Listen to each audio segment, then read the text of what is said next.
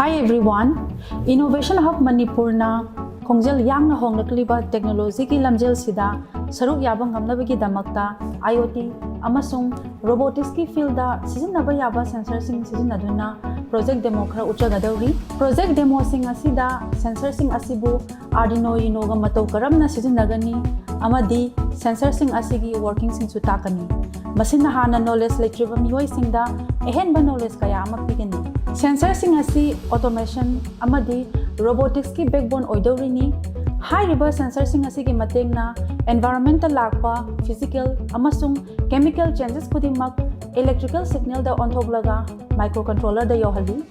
Asumna microcontroller amadi masiki physical environment ka pawphongna hali. Maram asina sensor sing asi khangdokpa yamna mathau tai.